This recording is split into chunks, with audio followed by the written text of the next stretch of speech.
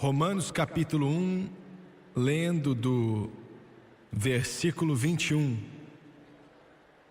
diz: porquanto tendo conhecido a Deus, veja bem, tendo conhecido a Deus,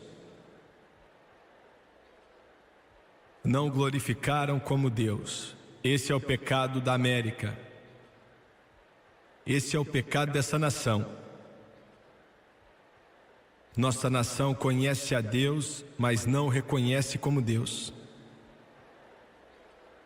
Nem lhe deram graças. Antes, em seus discursos, se desvaneceram e seu coração insensato se obscureceu. Dizendo-se sábios, tornaram-se loucos. Quero usar como tópico nessa noite: América, você é jovem demais para morrer. América,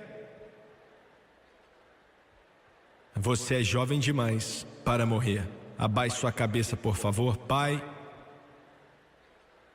eu peço por graça nessa noite, e peço também pela unção do Espírito Santo, para trazer essa mensagem a essa nação, a esse povo que conhece a Deus, mas não glorifica como Deus. Peço que o Senhor venha ungir o povo, ó Deus, para ouvir, para entender a Tua palavra. Nos ajude a não violentar Tuas Escrituras, mas dizer somente o que o Senhor deseja. E Pai Celestial, pedimos tudo no santo nome de Jesus, e todos dizem amém e amém. América, você é muito jovem para morrer. Dia 25 de junho de 1962, a Corte Suprema acabou de declarar que a oração nas escolas era inconstitucional.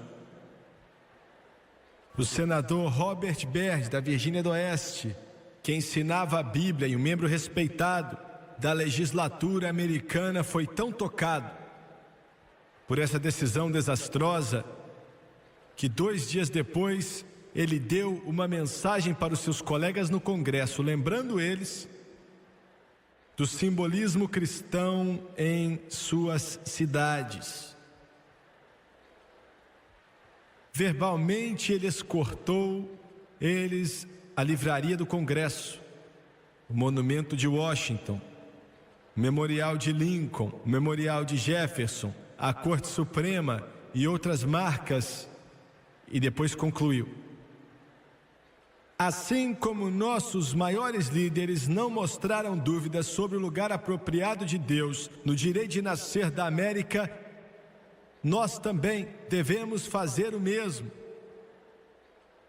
E emendando com mais uma declaração, mencionando a capital: toda a sessão da Casa e do Senado começa com oração. Eu sei, já abri o Congresso com oração.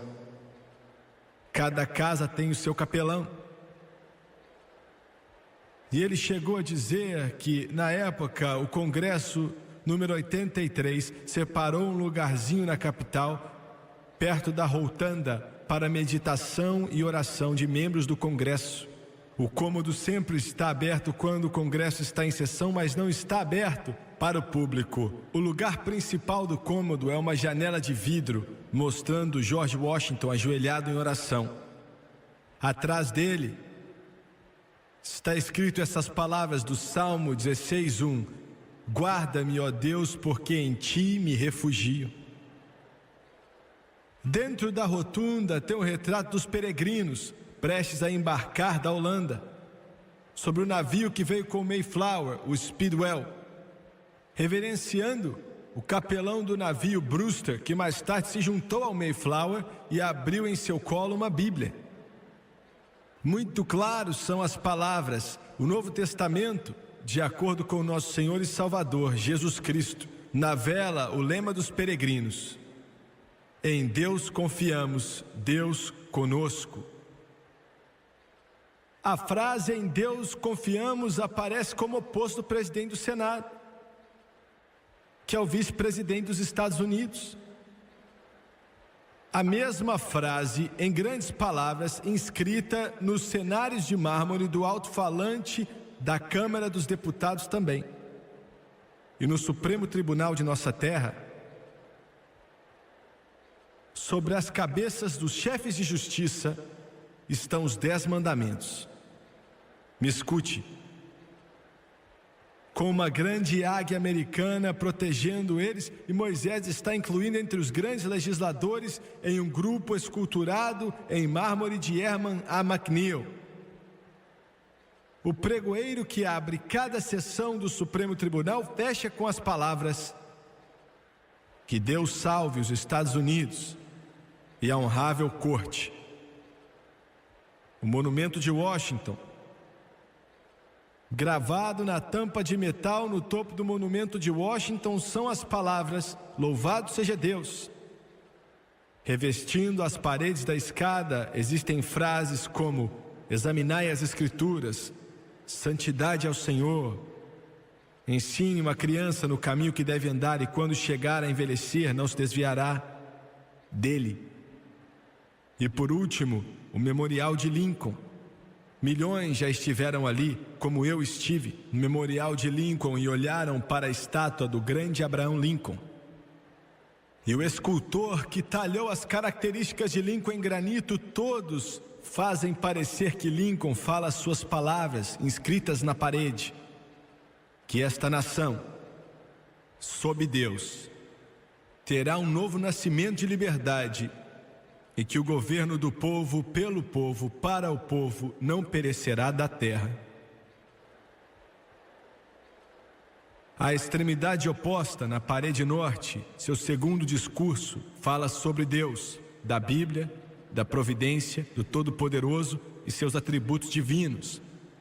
E continua: como foi dito há 3.000 anos atrás, ainda deve-se dizer: os juízos do Senhor são verdadeiros e inteiramente justos. Isso é pelo menos uma parte do patrimônio do país. Outro dia liguei o aparelho de televisão. Um simpósio estava sendo conduzido por educadores, políticos. O simpósio conduzido ali tinha a ver com a terrível taxa de gravidez entre garotas adolescentes dessa nação. No ano de 1986, 1 milhão de adolescentes engravidaram sem estarem casadas. Pense no que estou te dizendo.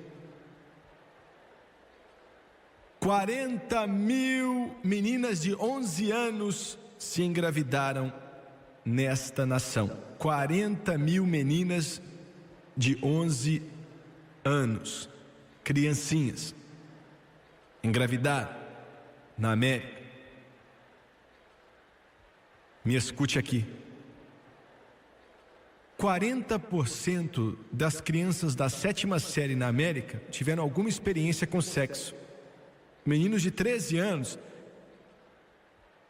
Eu quero que vocês pensem nisso, porque a maioria de vocês vive em uma bolha, não sabem o que está acontecendo. 40% das crianças de 7ª série nos Estados Unidos da América estão experimentando sexo, e o simpósio estava acontecendo para encontrar soluções para esses problemas gigantescos.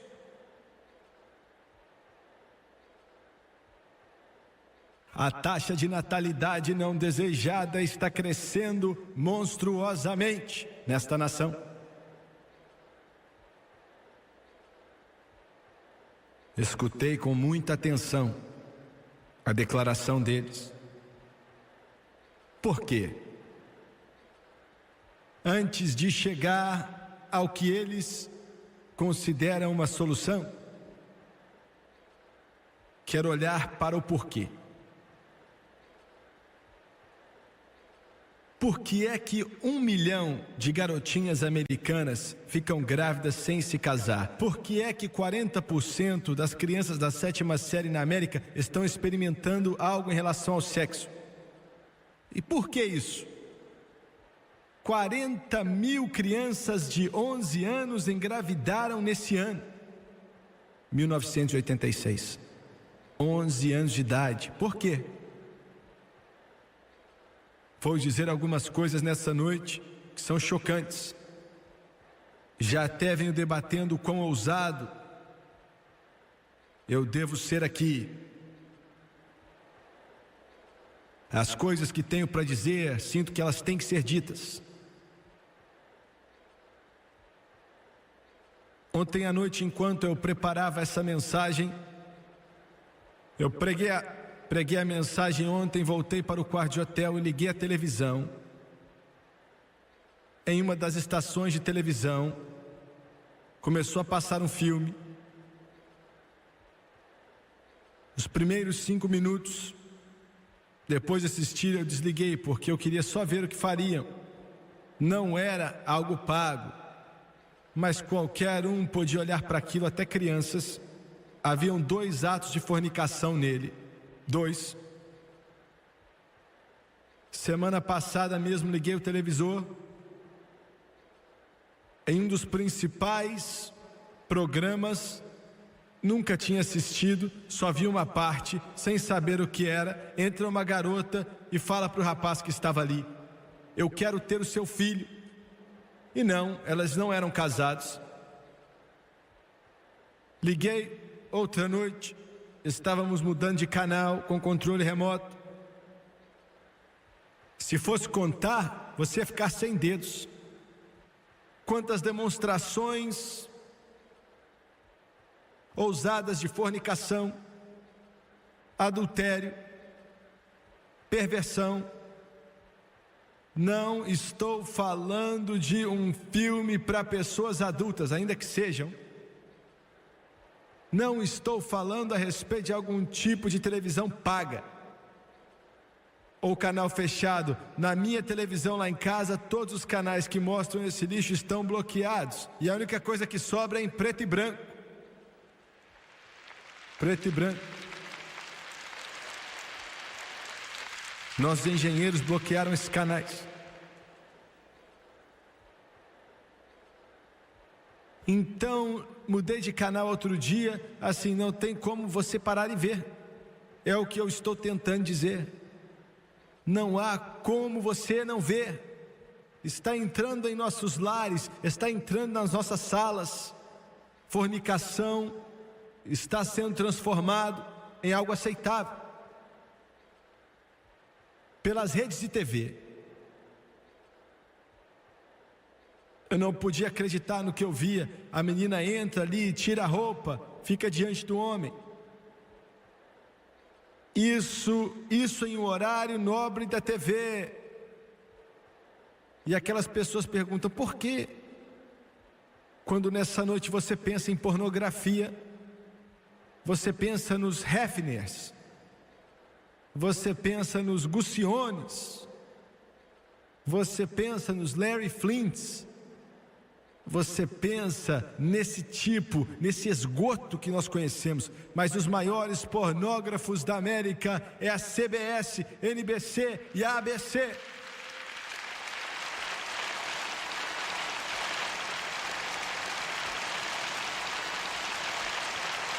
Eu quero que você entenda o que estou dizendo. Os maiores pornógrafos da América enchendo a nação com essa sujeira, com esse lixo, com essa podridão, vendendo a alma de garotinhas e garotinhos diretamente para o inferno por $1, por uma nota de $1. Os maiores pornógrafos da América é a CBS, ABC e NBC.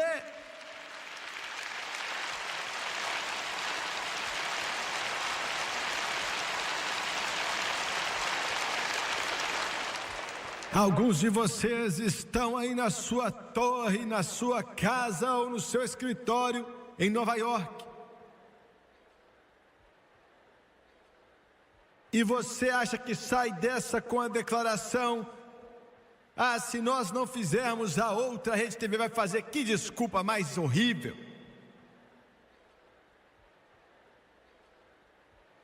O que você acha que vai acontecer quando enchermos a sala da nossa nação com pornografia? E é pornografia, pura e simples. Quando inundarmos as salas de nossa nação, homens e mulheres morando juntos sem se casarem, com o sexo como tópico mais alto nas marcas de merchandising da televisão hoje em dia. O que você acha que vai acontecer quando nossos adolescentes observarem e assistirem algo que só pode ser feito em Hollywood ou pelas redes de televisão? O sexo se tornou aceitável em todas as maneiras. O que você acha que aquele menino adolescente vai fazer? Aquela garotinha vai fazer? Você se importa? Você se importa com isso? A NBC passou um segmento dia 18 de outubro que, de acordo com o telespectador, distorceu totalmente o significado espiritual e o valor histórico da fé cristã. Mas essas coisas têm sido o comum em meio às maiores redes de televisão. A Liga Católica, e quero dizer aos protestantes algo, os católicos estão fazendo um pouco mais para tentar se levantar por justiça, em algum sentido da palavra, do que nós protestantes estamos. A liderança católica por direitos civis e religiosos escreveu para a NBC em Nova York para reclamar a respeito dessa sátira que denegria Jesus Cristo. Estamos indignados ao ver a NBC proporcionando uma plataforma para a atuação intolerante do Sam Kinison, escreveu o executivo John P. Pontevantel sobre essa sátira. Enquanto passava essa sátira na NBC, o Sr. Kinison afirmou de forma mais pejorativa que desde que Cristo morreu, há mais de 2000 anos atrás, ele não tem dito muita coisa ultimamente. E ajoelhando-se, ele pegou um martelo e um prego zombeteiramente, e a última coisa que ele disse foi: "Ah!" Foi o que a NBC fez. A NBC também, em um de seus filmes, começa com um psicólogo dormindo com uma garota que ele chama de conhecida. As redes estão zombando de todos os valores tradicionais que consideramos valiosos. O filme chamado Quebra-Quebra, profanidade abundante está espalhado naquele filme. Os produtores executivos eram Ted Duncan e Dan Falsi, o diretor foi Waris Hussein. O reverendo Macaferi é o vilão do filme. Veja bem que disse reverendo. Macaferi garantiu seu grau de divindade através de um curso pelo correio e agora opera um lar para crianças. Isso na NBC, uma visão de família. Entre os partidários de seu orfanato são muitos homens influentes da comunidade, incluindo um juiz e um médico que compreendem o anel de pedófilos. Pedófilos são aqueles que molestam sexualmente crianças pequenas e fazem uma doação que acabam recebendo um desconto na declaração de imposto, o que faz do reverendo um herói. Então o reverendo dá a eles uma criança para abusar. Isso está diante de nós. Enquanto via o simpósio por 1 hora, falando sobre a terrível praga pandêmica que está sobre nossa nação, e parei para ouvir a solução deles.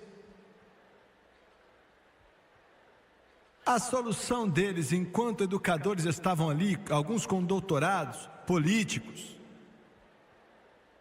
aqueles que supostamente sabem, a solução deles foi de parar essa onda de gravidez não desejadas, 1 milhão de adolescentes só em 1986. Duas coisas: educação sexual nas escolas públicas e dar anticoncepcionais para crianças. Quero repetir, essa é a resposta dos intelectuais dessa nação. Essa é a resposta dos estudados nessa nação. Colocar educação sexual nas escolas públicas e passar camisinhas nas escolas e anticoncepcionais. Eu quero que você escute algo aqui.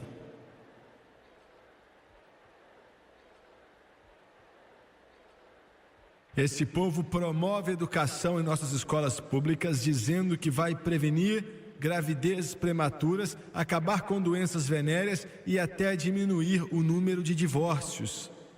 Isso é verdade? Quero perguntar, você que me assista pela televisão, eu quero que os educadores me assistam pela televisão, quero que os políticos me assistam pela televisão, eu quero que a grande Suprema Corte me assista pela televisão, eu quero que todos os congressistas me assistam pela televisão.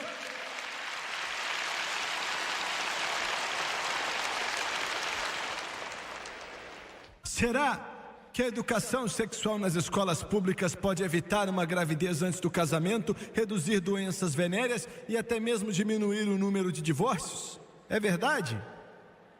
O que aconteceu em países onde a educação sexual obrigatória iluminou e libertou os jovens? Vou te dizer o que aconteceu. Nos 7 anos que seguiram a adoção da educação sexual obrigatória na Dinamarca, em 1970, assaltos e estupros aumentaram 300% e as doenças venéreas aumentaram nesses indivíduos ao longo dos 20 anos de idade em 200%. Entre aqueles com idade entre 16 e 20 anos, aumentou em 250% e nesses 15 anos de idade mais jovens, houve um aumento de 400%. Educação sexual obrigatória foi introduzida na Suécia em 1954 e hoje essa nação tem a maior taxa de VD na Europa e no mundo. Quero repetir, a educação sexual obrigatória foi introduzida na Suécia já em 1954. Hoje eles têm a taxa mais elevada de doença venérea do mundo. Doenças venéreas em mães com menos de 14 anos de idade. As mães com menos de 14 anos de idade. Aumentou em 900%. Entre 1972 e 74, estupro aumentou 400%. Esta situação é tão preocupante que causou um grupo de médicos fazer uma petição ao rei da Suécia para abolir a educação sexual obrigatória no sistema escolar sueco. É considerada destrutiva para a vida familiar e a estabilidade moral dos jovens.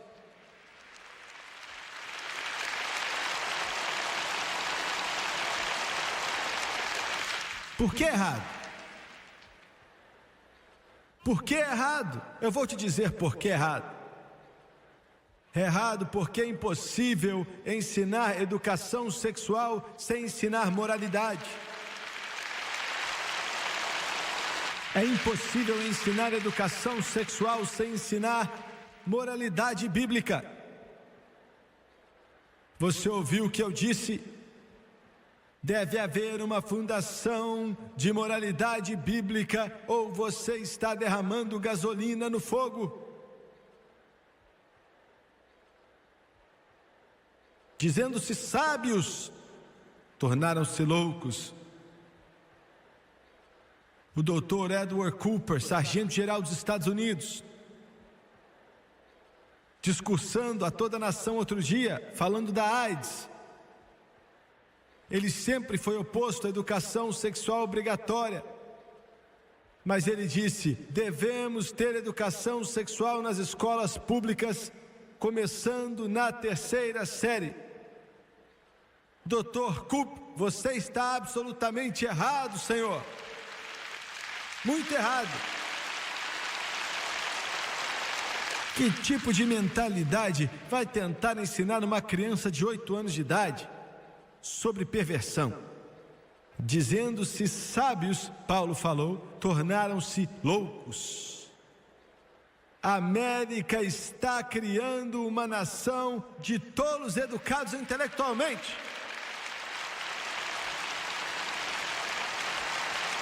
As faculdades da América estão com diretores que são tolos.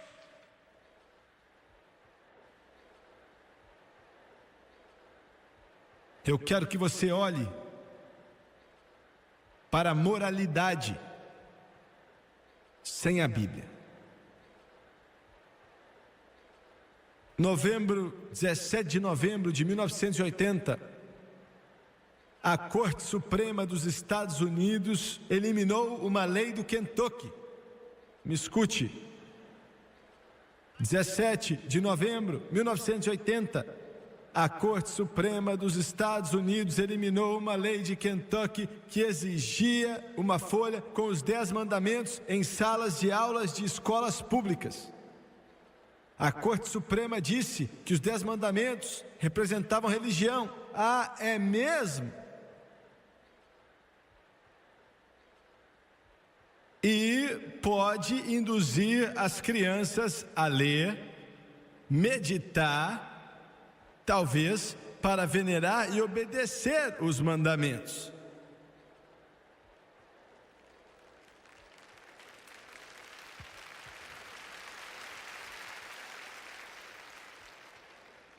Eu já declarei isso no passado.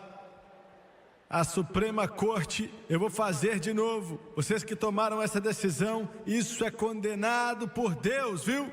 Eu não estou titubeando aqui não. Os membros da Corte Suprema que votaram em tal processo judiciário, essa atitude é condenada pelo Todo-Poderoso Deus. E o Congresso que permite que isso continue também é condenado por Deus.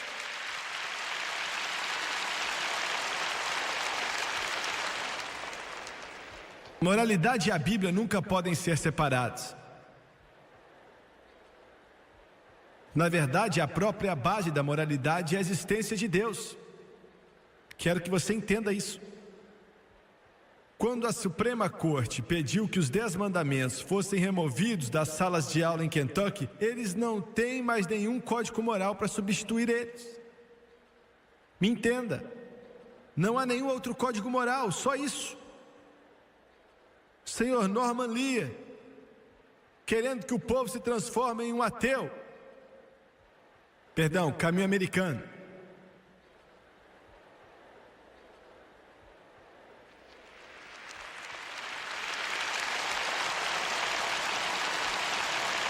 Tem de alguma forma ficado preocupado porque eu seguro a Bíblia, levanto ela e falo que é a Constituição dos Estados Unidos?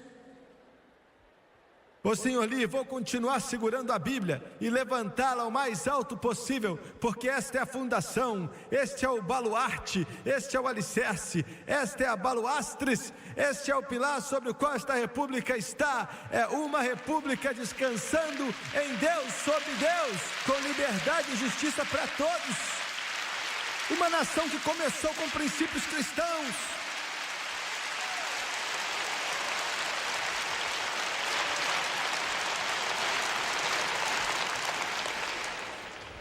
Não existe nenhuma outra moralidade que substitua a palavra de Deus.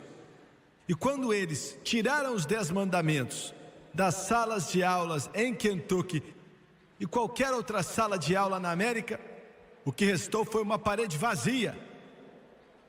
Porque quando a Bíblia é removida, a moralidade também é removida.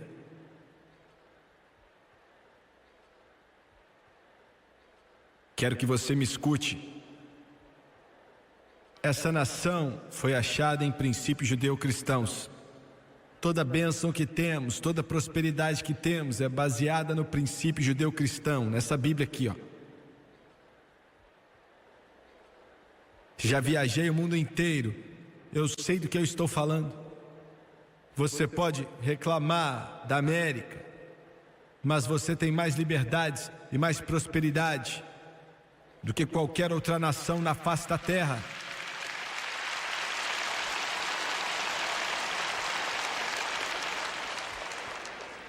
Por causa desse livro.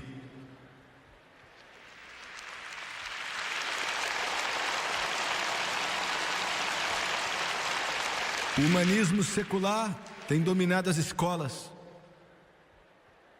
tem dominado o processo educacional.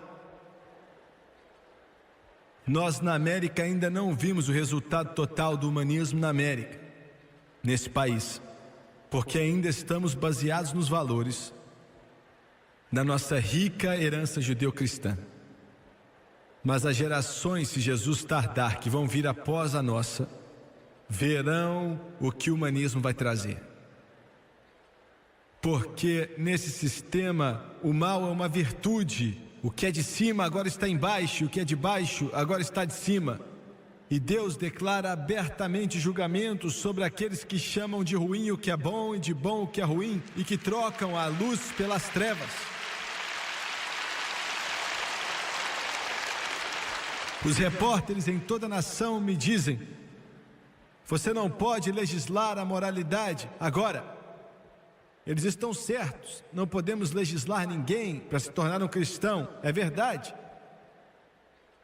Você não pode legislar uma pessoa e forçá-los a aceitar a Bíblia ou Jesus, isso é verdade. Mas não escute a mentira que te diz que você não pode legislar a moralidade. A mídia fez um trabalho excelente em fazer com que o povo americano acredite que são os extremistas fanáticos religiosos que estão buscando impor a moralidade deles na sociedade. Eu quero repetir isso, pois é importante. Me escute, me assiste aí na televisão, hein? Não levanta para buscar café nem outra coisa não.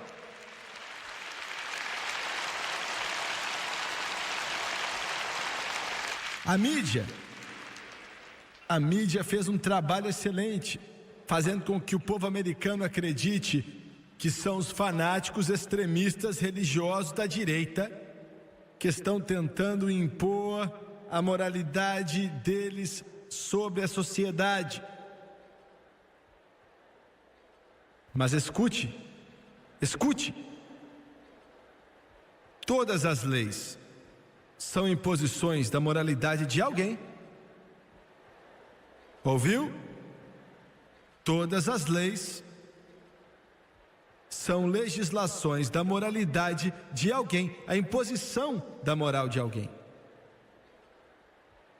É por isso que a declaração, você não pode legislar a moralidade, é um absurdo. Vou te dizer, o humanismo secular está impondo sua moralidade sobre o povo americano. E faz isso através da mídia, através das escolas e das cortes. E existe uma intenção clara de fazer com que o pensamento cristão esteja fora da mídia e da vida política da nação. Eu quero repetir, existe uma intenção clara da mídia para manter o cristianismo fora do dia a dia da vida americana. Mas enquanto eu tiver uma voz e Deus me der dinheiro para comprar tempo nas televisões americanas, vamos continuar lembrando você que existe um Deus no céu e que existe uma santa palavra que leva o nome dele, e nós seguimos o homem pelo nome de Jesus Cristo.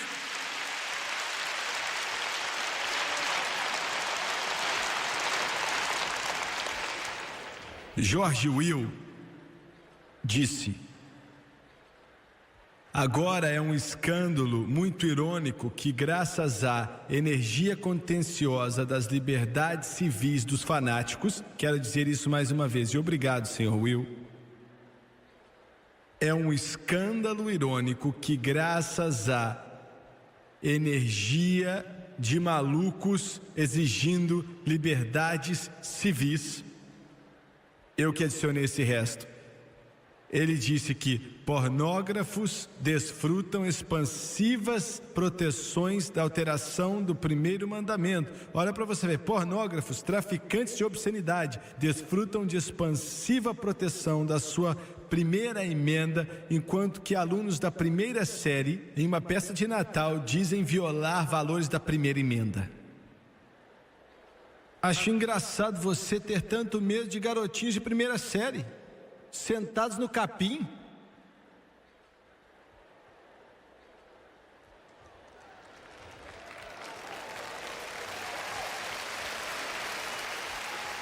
Qual o problema da América? Qual o problema com a nossa terra? Houve uma época onde, se tivéssemos esse tipo de problema, íamos colocar esse tipo de pessoa para correr daqui, essa laia que não vale nada. Mas hoje em dia nos tornamos tão covardes que permitimos que essa doença flua como se fosse um esgoto aberto nessa nação, enquanto acabam com tudo que é presépio pela cidade e ainda chegam a dizer que não podemos dizer que Jesus nasceu da Virgem Maria, estabelecendo a cena da manjedoura em uma cidade. Enquanto nossos correios estão cheios de sujeira de pornografia.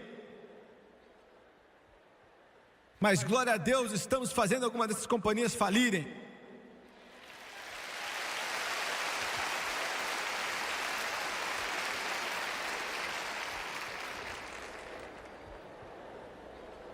Veja bem, nenhuma lei é neutra. Me escute com atenção. Nenhuma lei é neutra. Toda lei impõe alguma forma de moralidade sobre a sociedade. Eu vou repetir. Toda lei que já foi feita ou passada impõe alguma forma de moralidade sobre a sociedade. Os abortistas querem impor sua moralidade sobre quem ainda não nasceu.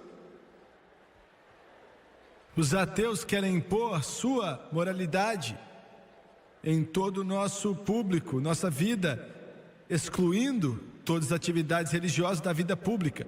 Alguns políticos, em uma tentativa de se manter neutro, em questões como o aborto, contornam a situação, dizendo que pessoalmente são contra o aborto, mas nunca iriam impor os seus valores sobre a sociedade. Não tem coragem suficiente nem para trabalhar na carrocinha.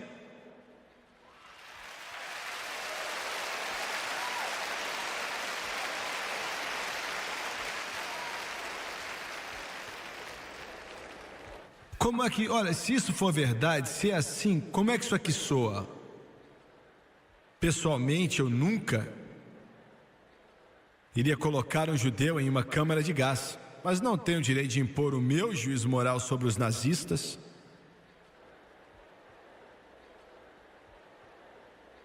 Eu não acho que os tribunais tenham o direito de chegar na câmara de gás privada de alguém e legislar a moralidade.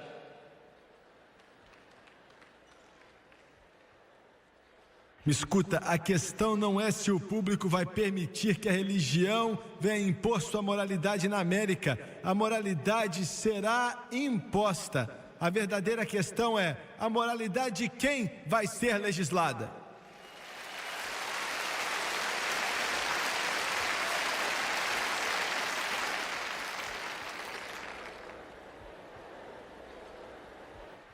Outro dia, o presidente dos representantes da American Way, o senhor Podesta, escreveu um artigo sobre mim e quero responder o artigo dele.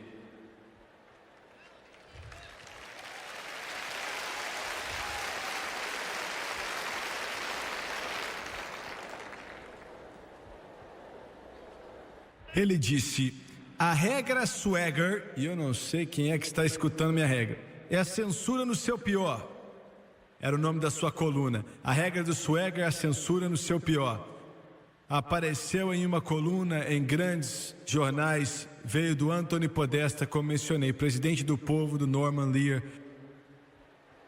Ele disse assim: quando eu era criança na década de 60, eu cresci ouvindo rock and roll. Embora não tenham sido feitos esforços para censurar nossa música, a minha geração acabou bem, de acordo com o senhor Podesta. Ele disse: aprendi uma lição valiosa sobre fanáticos intolerantes. Eles nunca vão embora. E sabe de quem ele está falando? Uma nova geração de fanáticos está mais uma vez tentando proibir o rock and roll. Conduzindo a banda é um televangelista. Eu aqui, ó.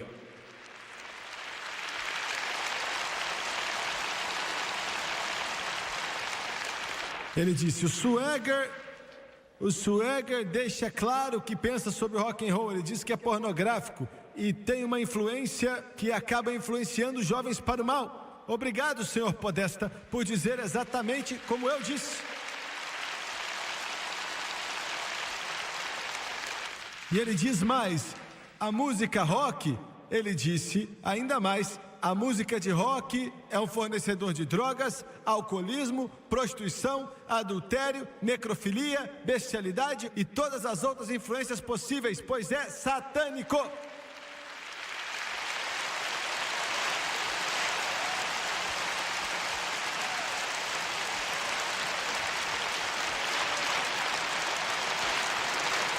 A campanha do Swagger contra o rock and roll é censura pura, de acordo com o senhor Podesta. Não há nada de mal sobre o rock and roll de hoje. Ah, rapaz, que tipo de boca se precisa para engolir isso?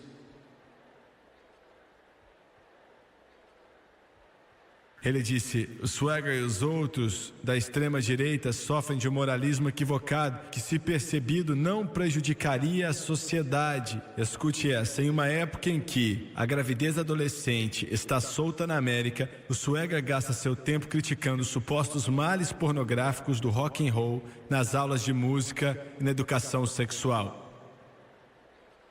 Com o abuso de drogas se espalhando como um câncer através da sociedade,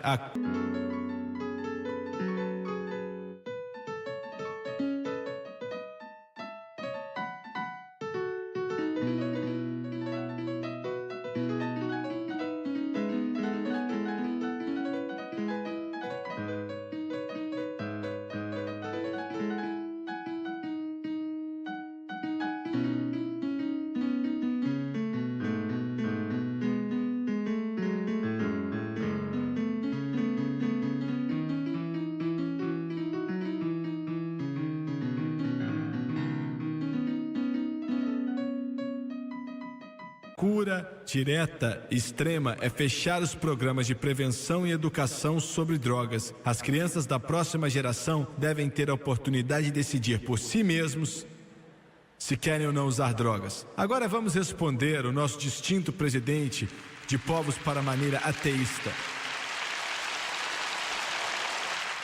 Ele disse: a minha geração acabou bem.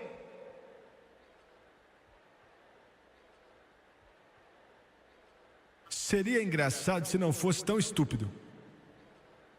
Dizendo-se sábios, tornaram-se loucos. Senhor Podesta, se eu te entendi bem, você vive a filosofia da Playboy, não é? E eu dificilmente penso que podemos dizer que essa geração acabou bem. Para ser franco com você, a geração que você menciona acabou sendo a única que vagueia sem rumo ou direção.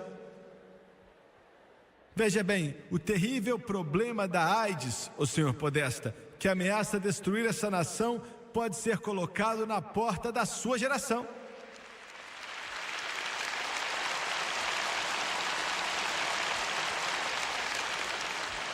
O terrível excesso de pornografia que cobre essa nação como esgoto, contribuindo para o abuso sexual de crianças e abuso sexual infantil, pode ser colocado na conta da sua geração, senhor Podesta. Na verdade, senhor Podesta, eu sei que você luta pelo direito dos pornógrafos para continuarem expelindo sua sujeira nessa nação. Hoje temos toda uma geração de crianças que foram expulsos de suas casas por pais que não se importam com eles, chamados de crianças descartáveis. E muitos deles sobrevivem, Senhor, vendendo seus corpos, meninos ou meninas, e você pode culpar essa geração por isso. 50% dos casamentos estão concluindo nos tribunais de divórcio. Isso está na conta dessa geração. Nossas escolas se tornaram zonas de combate para professores públicos que em muitos casos desistiram de ensinar essas crianças de hoje. Hoje em dia, quase que tudo que é crime é feito no nosso sistema de escolas públicas diariamente. Tudo isso pode ser colocado na conta da sua geração que você diz estar bem. Eu acho que não, viu, senhor Podesta? Agora vamos olhar para a sua segunda declaração, que eu disse que você disse. O rock and roll é pornográfico, é satânico, e você riu disso. Em um festival recente, em Oakland, na Califórnia, chamado O Dia no Verde, slogans em camisas diziam: posso entrar para a história, ou posso não entrar para a história, mas vou entrar na sua irmãzinha. Rapaz, isso é pornografia.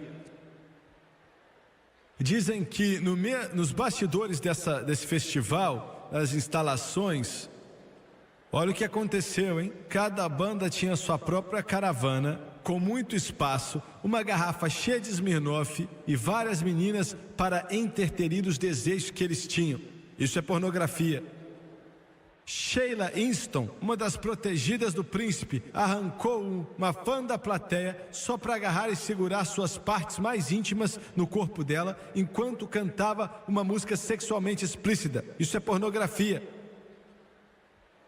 O Los Angeles Times informou que as autoridades da cidade de San Diego estão considerando banir shows de rock do estádio local após o estupro de uma menina de 16 anos que a polícia diz que foi atacada em uma tenda de banheiro, com mais de 20 homens de pé e aplaudindo e rindo. Esse crime aconteceu durante uma apresentação do cantor Ed Money e 3 grupos de rock, Leopardo da Morte, Urias do Calor e um heterogêneo aí, sei lá quem é isso. Isso é pornografia, rapaz.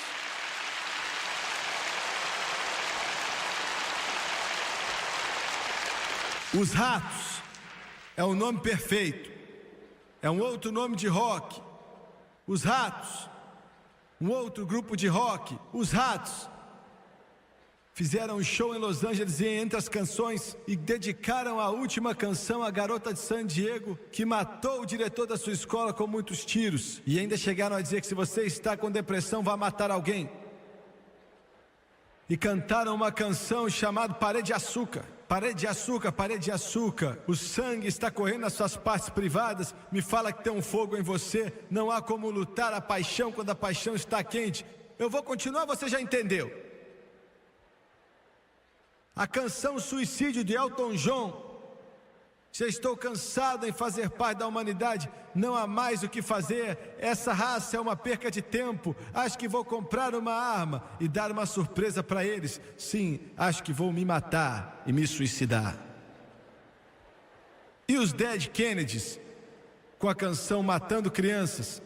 Deus me disse para tirar sua pele. Eu mato crianças e gosto de vê-los morrer. Eu mato crianças para ver a mãe chorar. Incidentemente me pergunto quantas pessoas sabem o que o nome Dead Kennedys quer dizer. Na verdade se refere a, pelo menos eu acho, e a maioria da nação pensa assim, a família Kennedy, que sofreu bastante sem algum grupo pervertido de rock usar o nome deles.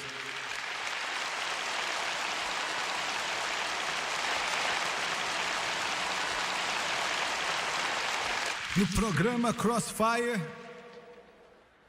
da CNN, qual o nome daquele depravado que trabalha lá? Senhor Braden, Tom Braden.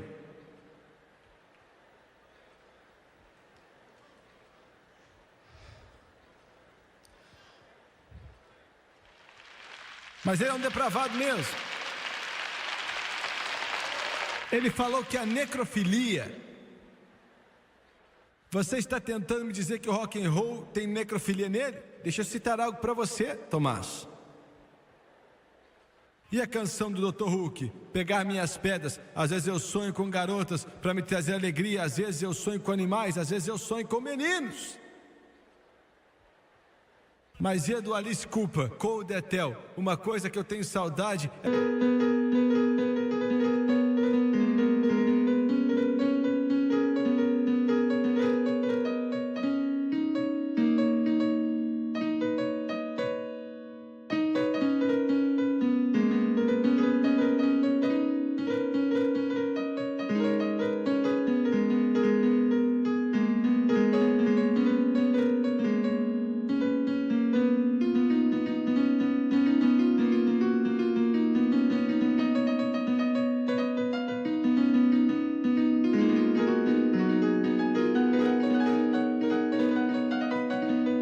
de Cold Ethel e aquele beijo de esqueleto. Semana passada nos encontramos e fizemos amor. A Ethel está muito fria e tem que estar mesmo, porque a Ethel está morta.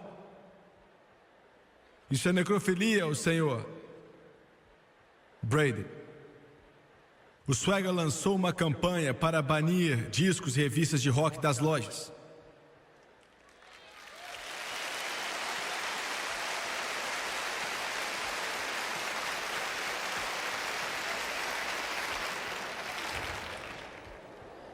Eu me pergunto, senhor Podesta, se você já considerou que o rock and roll foi uma parte integrante da epidemia de gravidez adolescente na América e da epidemia de drogas na América também.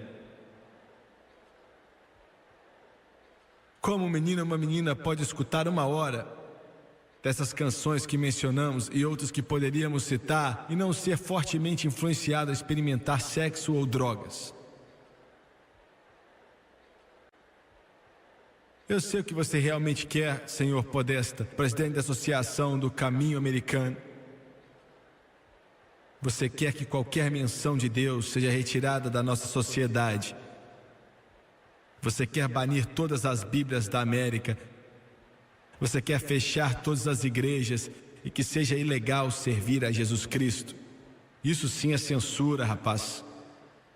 Mas para ser sincero com você, a censura que você realmente está falando é proibir o Evangelho de Jesus Cristo.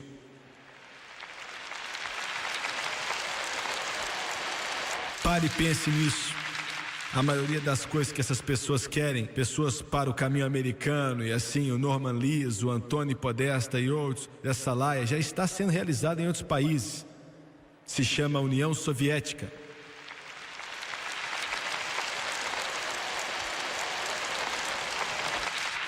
Quero acabar, não levanta e vai embora ainda não. Vamos olhar para o futuro dessa nação.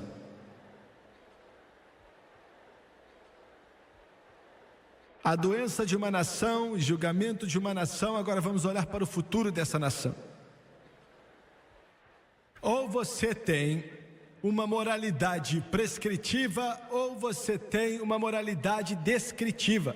Me entenda, eu vou até repetir. Ou você tem, em qualquer nação do mundo, uma moralidade prescritiva ou descritiva. E eu vou te mostrar o que é a moralidade prescritiva.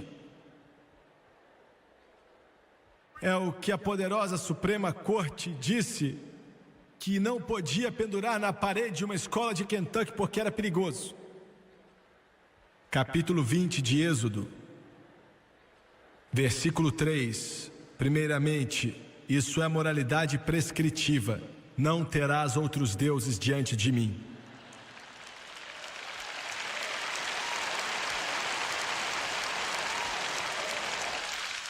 Número 2, não farás para ti imagem de escultura. Número 3, não tomarás o nome do Senhor teu Deus em vão. Número 4, lembra-te do dia de sábado. Número 5, honra a teu pai e a tua mãe. Número 6, não matarás. Número 7, não adulterarás. Número 8, não furtarás. Número 9, não dirás falso testemunho. Número 10, não cobiçarás. É disso aqui que você tem tanto medo? Juízes da Suprema Corte, é disso que vocês têm tanto medo? Você tem medo de não furtarás? É porque você está roubando?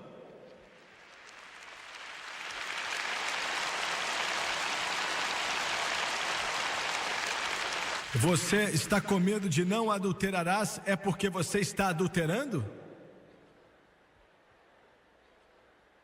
Não matarás? Você está matando? Eu digo que está. Se chama aborto. E você legalizou nessa nação. E você é culpado de assassinato.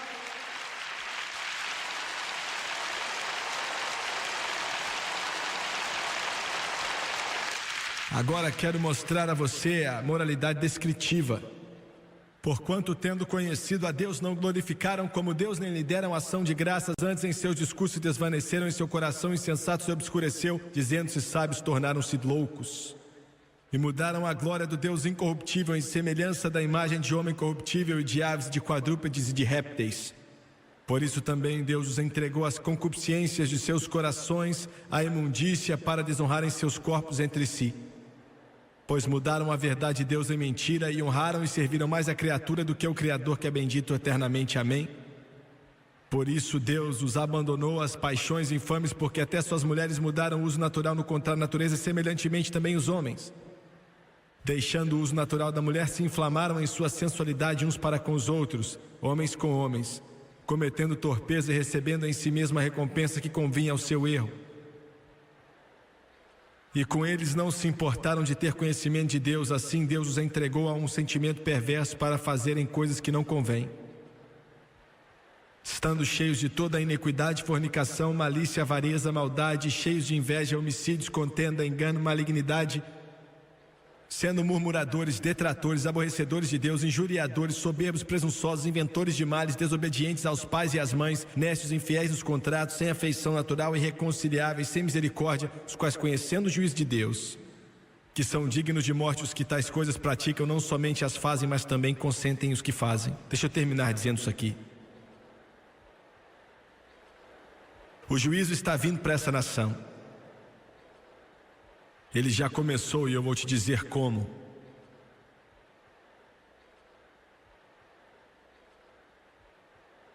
Ano passado, 400 pessoas na América morreram de overdose de cocaína. 400. Ano passado, 400 mil morreram fumando cigarro com câncer na garganta. 400 mil. Estão provando os bebezinhos que nascem agora, hoje em dia, e a taxa de mulher...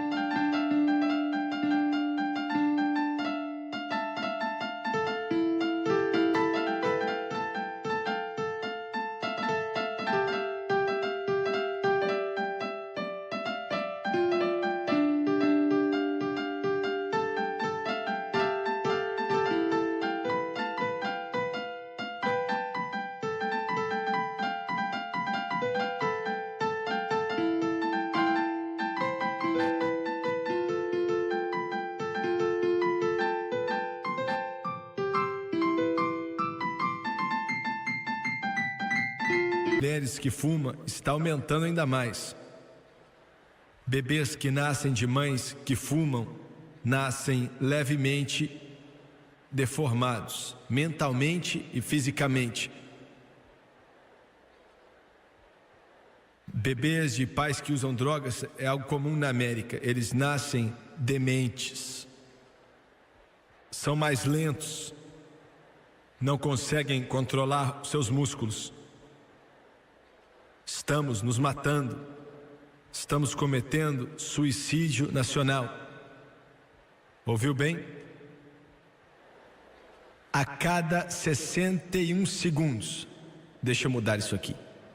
Não é isso mesmo. A cada 61 segundos na América, um adolescente pega sífilis, gonorreia, herpes. E o bebê deles, muitos deles nascem com esse mesmo tipo de doença.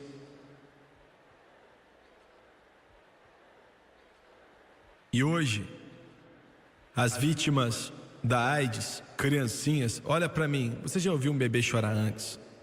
Olha para mim. Bebezinhos já nascem com AIDS. Todo ano, entre os 10 a 15 alcoólatras na América, milhares de bebês nascem bêbados, gritando, e os médicos sabem que estão gritando por álcool. Com a nicotina, a perversão sexual, com as drogas, o álcool, que é uma droga, nicotina é uma droga, e com o aborto, nós estamos cometendo suicídio nacional. Me dê mais 2 minutos. Só há uma esperança para essa vida, uma esperança para os seus filhos. E a mensagem que João Batista pregou, e a mensagem que Jesus Cristo pregou, e a mensagem de arrependimento. E João Batista veio pregando: arrependam-se, arrependam-se.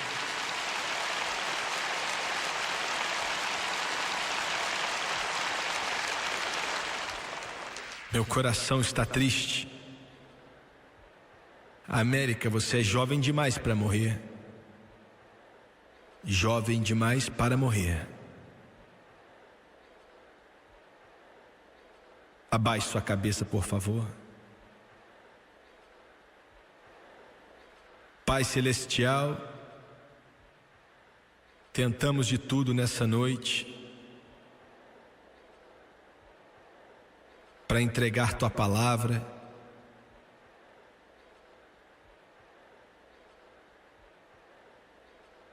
E sinto que falhamos e não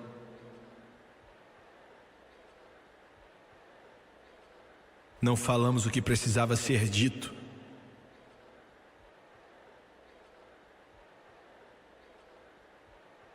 Eu peço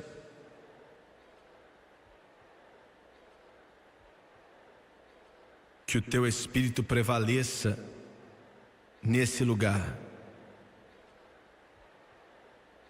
E peço no santo nome de Jesus Cristo, de cabeças baixas e olhos fechados, eu preciso de centenas de pessoas orando agora. Conto com você, povo de Deus. Preciso que você ore. Preciso que você creia em Deus. Mais do que você imagina, nosso país está em apuros. A nação já teve tantas oportunidades. Não posso dizer tudo que Deus já me falou sobre a América, não tem como. Comecei a falar há algum tempo atrás e escutei o Espírito dizendo: não diga a eles, pois não é algo agradável. Só existe uma esperança e você tem que voltar para casa. Volte para Deus. Ele é a sua única salvação. Quantos aqui nesse ginásio, Jimmy Swagger, eu não estou vivendo bem, preciso de oração, preciso de Deus. Ele é a sua única esperança. Você pode orar por mim? Deixa eu ver sua mão aqui em cima primeiro. Ore por mim, ore por mim. Eu não estou vivendo bem, ore por mim. Nas arquibancadas, por favor. Quantos podem levantar a mão? Lá na galeria, ore por mim. Enquanto o Espírito de Deus se move, eu não vou te envergonhar. Desde lá de cima até aqui embaixo, de baixo até lá em cima. Levante a mão, por favor. Obrigado, obrigado. Continue levantando a mão, continue levantando.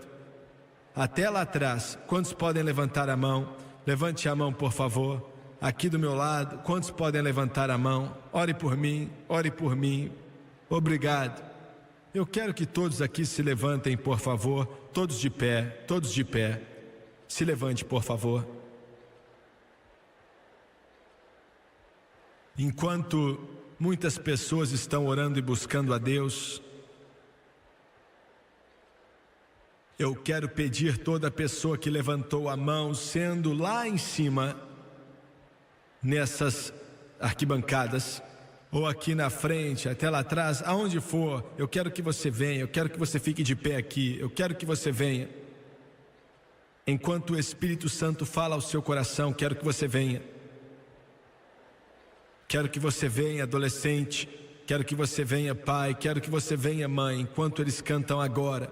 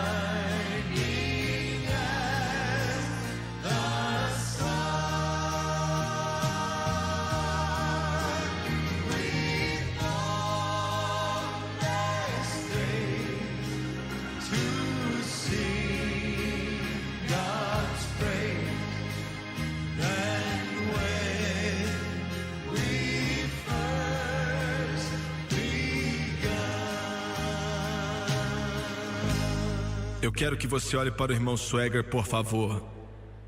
A resposta para o mundo, agora me escute com atenção por um instante. A resposta para os problemas do mundo é Jesus Cristo. Só isso.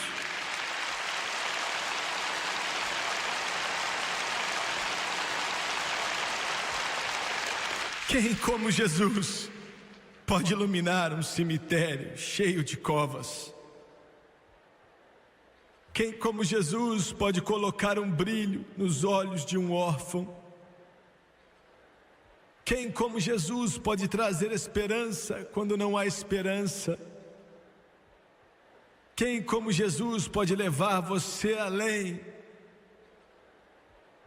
do limite da vida até a vida eterna? Ele disse: nenhum homem vem até o Pai senão através de mim.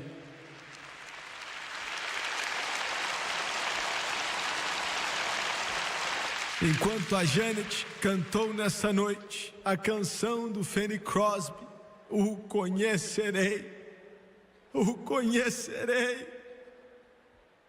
pelas marcas na palma de suas mãos. Eu o conhecerei.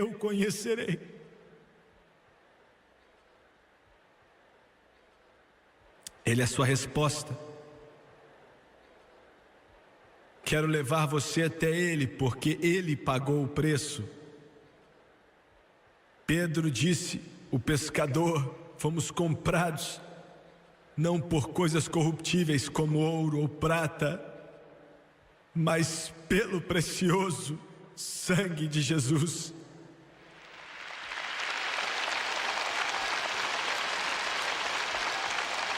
John Newton escreveu e cantamos nessa noite: maravilhosa graça, quão doce é o som. William Cowper escreveu: há uma fonte cheia de sangue, tirada das veias do Emanuel. E os pecadores que entram debaixo dessa fonte perdem todas suas manchas do pecado. Agora quero que você abaixe a cabeça e feche os olhos. Vou orar, já orei com milhões de pessoas. E glória a Deus, tenho o privilégio de orar com você também. Isso inclui você pela TV também. Quero que você repita comigo: esse é o seu momento. Todos os anjos do céu estão ouvindo agora. E em poucos instantes Jesus vai anunciar para o Pai, nos céus e na glória, que você acabou de ser salvo. E vão louvar nos montes da glória.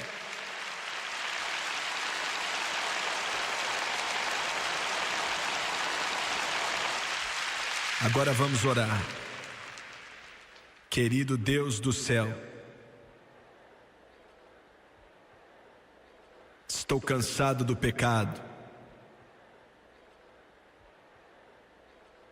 Estou cansado da desobediência.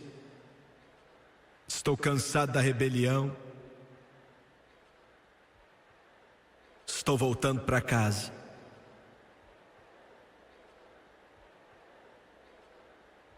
De acordo com tua palavra preciosa,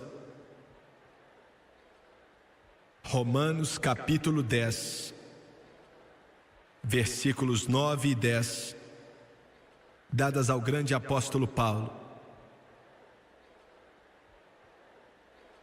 Com a minha boca